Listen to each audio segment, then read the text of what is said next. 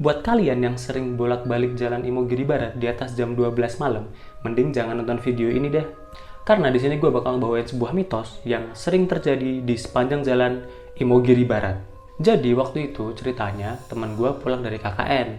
Waktu itu gue KKN di Jalan Kaliurang. Nah kebetulan rumah dia itu ada di dekat makam Raja-Raja Imogiri. Nah pulanglah dia dari Jalan Kaliurang menuju ke rumahnya.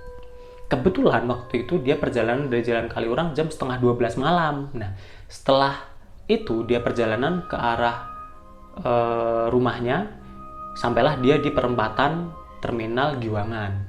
Nah, kejadian ini terjadi di perempatan Terminal Giwangan sampai ke arah makam Raja-Raja Imogiri.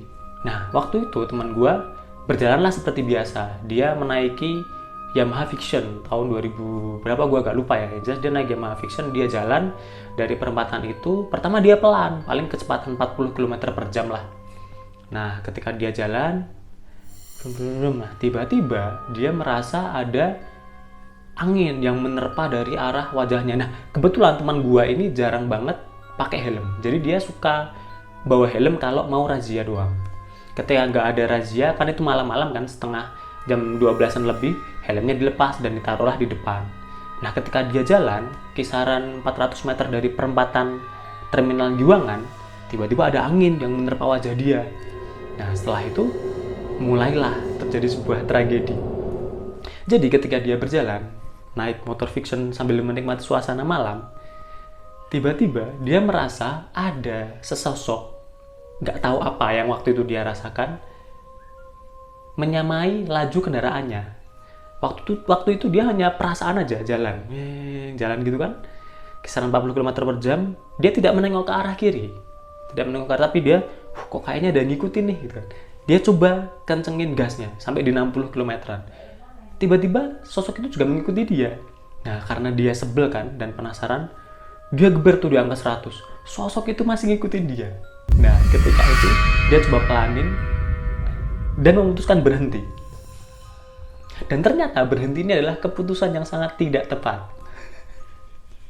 Jadi ketika dia berhenti, ngerem mendadak, dia menengok ke arah kiri. Tiba-tiba muncullah wajah ini. Jadi di situ dia melihat anak kecil.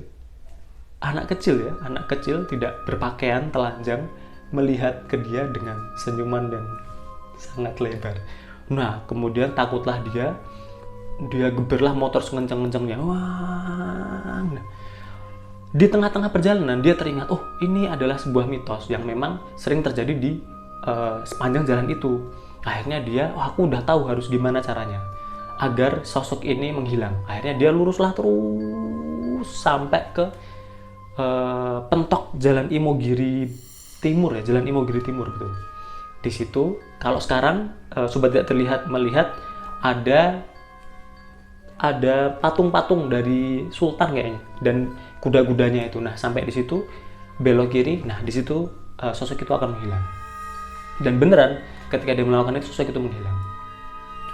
Dan reveal-nya adalah mitos ini memang sudah sangat lama menyebar ya di sekitaran warga Jogja, dan memang itu adalah mitosnya anak kecil itu mengikuti orang yang naik motor, apapun itu kendaraan atau mungkin jalan kaki pun kalian akan diikuti. Mobil juga sama aja.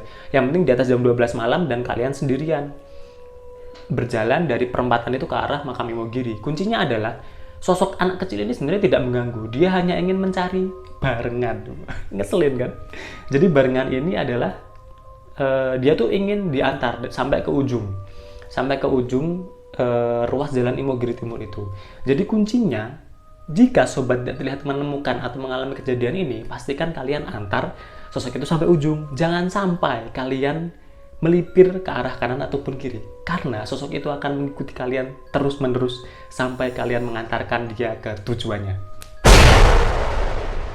Ya itulah tadi salah satu mitos yang sangat terkenal di area Jalan Imogiri Timur.